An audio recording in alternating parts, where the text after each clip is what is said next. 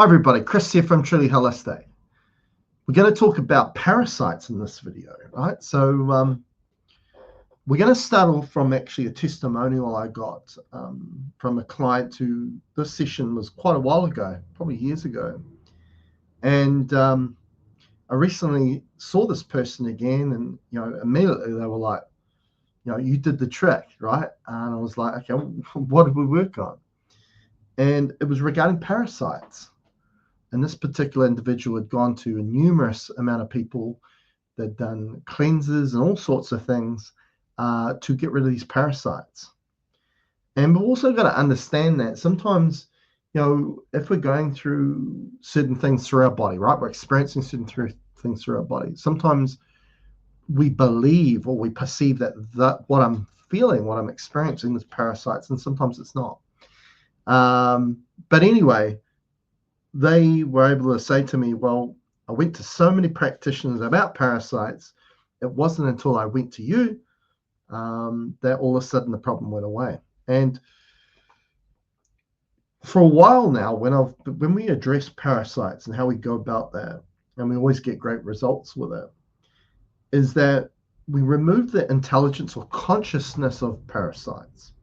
Okay, because a truly holistic, yes, we take into the account of what that client or that person is experiencing, which is usually through symptoms through the body, right? Which is expression coming through the body,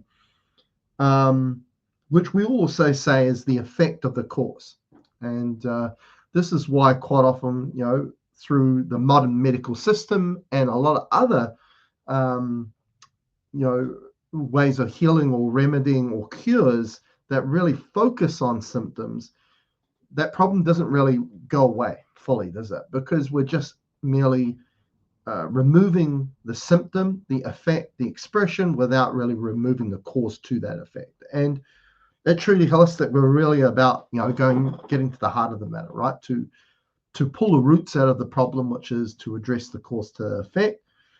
And how we go about that in regards to parasites is to understand that it's an intelligence, it's a consciousness, and to know how that intelligence or consciousness is facilitated through that person. And we're going to look at that in great deal in this video. So quite often then, when people are believing they have parasites, they're having symptoms of parasites, is this belief that they have parasites, but it's not through them having them, it's through facilitating the consciousness or intelligence of it that is the issue here. And we're going to connect the word parasite, because the word parasite can be defined to a number of things. Like, for example, in the way that I've already described it is talking about either on a macro or microscopic scale, wormy parasites, right? But we could apply the word parasite to these humans that are parasites, right? Because parasite, really, the nature of that word is for something to feed on your energy, right? Like all through the years, right? In regards to a vampire, right? For it to sustain itself. And that's also important as well. It feeds on the blood of humans, right, to sustain itself. So we've already brought that connection in, right? That parasitic nature is that to sustain itself, it needs to feed off something else. Okay, so as the human, all right, and this goes back, to really our primary form of discernment too, is that we adopted and we're conditioned to use a primary discernment mode of the mind thought mentality, right? But that's not the only form of discernment that we experience, right? We also experience what is felt, okay? And this becomes really, the center of the conflict that humanity's in, because we get these two forms of discernment, but they generally never align or agree, right? So what's felt, and then these thought forms and the mentality that we use. And what we've found at Truly Holistic, that the mind and the heart are actually two different forms of pathway and two different forms of intelligence or consciousness wanting to extend its will through the body, right, which we call an interface, to expand its will, to expand its consciousness through reality. And so the mind is facilitating an intelligence that originates in the void, while the heart facilitates a consciousness that originates from the quantum. Quantum means everything, void means nothingness, right? So there's a real direct connection through a human with the mind guiding or steering its ship and what we perceive as a parasite.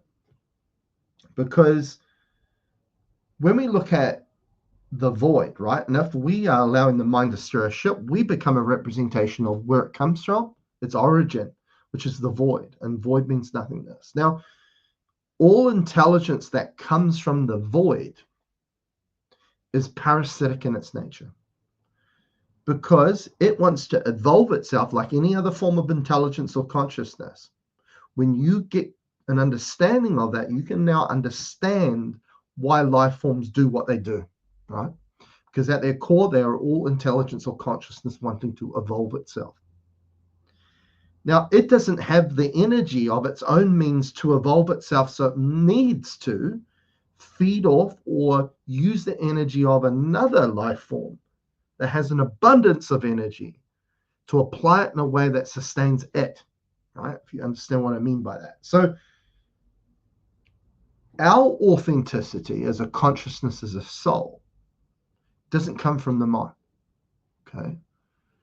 That is a big manipulation in itself, right? In the way we've been conditioned as the human. The soul is facilitated through the heart, which originates from the quantum, and quantum means everything. So we, at our core, are a consciousness that has a lot of energy, right? But through allowing the mind and the intelligence that comes through the mind, which is from the void, to steer a ship, it guides and manipulates how we apply our energy in a way that sustains it and not sustains ourselves. That's really the human arc in the story. Now, how that connects to obviously the parasite is that, we become a representation of that parasitic energy or nature. And we generally see when someone is very much caught in the month in that we can see this parasitic effect happening with that person, but also through the way they apply themselves. This is where we can connect the wormy liking parasite, but also how a human can become very parasitic in itself. An example of that, an extreme nature, is what people determine as a narcissist. Okay. Which, there are certain characteristics like control. Okay. Right. And control, and they feed off that fear, the suffering, the worry, the anxiety, and all that sort of thing that comes through that person. Okay. So now, to give a background in regards to coming back to, again, whether it's macro or micro in regards to the wormy parasite. I worked in the medical field for 12 years. I was an orthopedic medical nurse. And of course, how I perceived microbes, the bracket of microbes, which a parasite is within that umbrella, like a lot of humans do, right? Because this is how we are conditioned to perceive it, out of mind, thought, mentality, which is, funny enough, the very pathway that also facilitates anything that's parasitic in its nature, is that, we have two columns: bad microbe, good microbe, right? It's just like how we have an experience. We start to compartmentalize it, right? And that word is interesting. To compart is to break it down into pieces, into parts.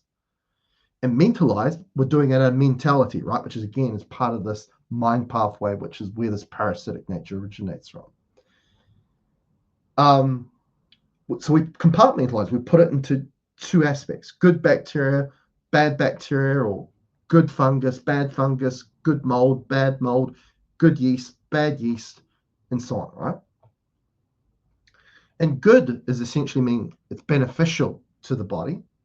Bad, pathogenic, working against the body. Okay. And of course, when something's pathogenic, from the medical establishment, we have to kill it, right? For example, when it gets a bacteria, antibiotic, which means anti-life. Okay. Now, that's how we approach that when I used to work in the medical field, and that's how they just generally approach that. Now, I've learned a lot more through my journey as a intuitive quantum energy healer, a reality coach, right? And we realized that actually, when we perceive it in good or bad, that's duality, right? These are two polarities, good and bad. And we see this as generally, again, how a human that becomes a representation of the mind, the void, which is where all that parasitic energy in nature comes from anyway, sees it as well, right? So when we actually rise above that and we drop our awareness out of the head, away from the mind, into the heart, right, bringing through that other pathway of the soul, of the heart, of the quantum, not the mind and AI and the void, all of a sudden we don't see things in a duality way. We don't see them as good or bad anymore, right? And we realize that the microbe that we once perceived as a pathogenic one or a beneficial one are the same microbe. And it just depends on the environment or state it's presented or which direction it will go to. Because one thing we know about energy knows only one way, and that's to transform itself. And that energy transforms itself dependent on the environment and state it's presented. Okay, so if that environment or state is presented as duality, right, then it's going to go into one of those columns. But if you present a state of neutrality, right, allow it to be connected to its true authenticity as a consciousness, then it's just what is, right? It's not part of this duality concept of good and bad. So when we look at microbes as a whole, we see bacteria, mold, fungus and yeast as something that needs the same sustenance that we require to evolve ourselves, which we could label as love. Okay, because you got to remember, love is a word that we apply to something that is felt. Okay, and funny enough, there's so many things I'm feeling within sessions every day with people, and then I have to try and put it into word for that client to understand. Sometimes it's hard because what we feel has no boundary or limitation, right? Because again, feels an extension of the heart, which is an extension of what you authentically are as the soul that comes from the quantum. Okay, so but a lot of the concepts, the wording, what we visually see, the mentality, the thought forms are really the limitation, right? And sometimes we don't want to limit things. We want to understand. If we want to understand things more, we don't want to limit them, right? We don't want to use modes that limit it. We want to expand it. Okay. So when we present our natural state, right, which we call a state of being, after all, we're classified as human beings, right? Being is a state. Okay. And a state of being is presented when we allow our heart to be open and we facilitate that pathway, that network, which originates at the quantum and is facilitated through the heart. But the problem here is, as the human, we are conditioned and we adopt a primary form of discernment that is not heart feel, but it's mind thought mentality, which means that the way our ship is steered or guided does not allow us to present our natural state. And you've got to understand that the body hosts these microbes, this flora that is a natural part of it. And if you're not presenting your natural state, the body's natural state, you're not presenting a natural state to bacteria, mold, and fungus and yeast, which will mean that it has to find a different way to evolve itself, and it will lose its connection to what it is, just like a human does, and behave in a pathogenic means, which means it doesn't work for the body anymore, it works against. Okay. But if we present our natural state as state of being, we also present the natural state for bacteria, mold, fungus, and yeast, meaning it won't have the agenda to work or behave pathogenically.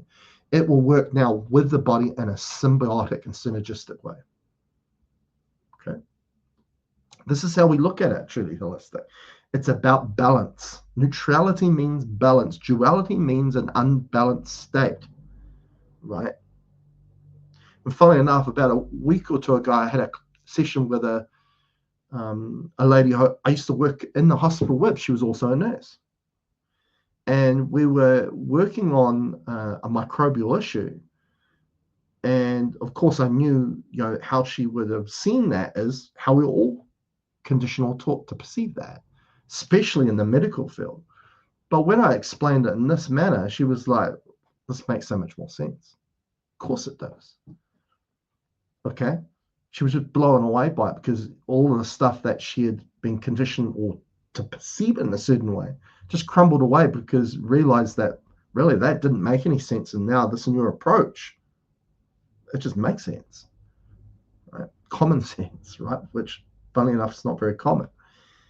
So with all that being said, with those microbes, so where does parasite come into that, right? So, okay, if those microbes are all sustained by the same energy that sustains us, right, from the quantum, which is more of that heart-loving energy, the parasite, as I say, is not fueled by love. It's not fueled by the quantum or the heart. It's fueled what comes through the mind, which is the void.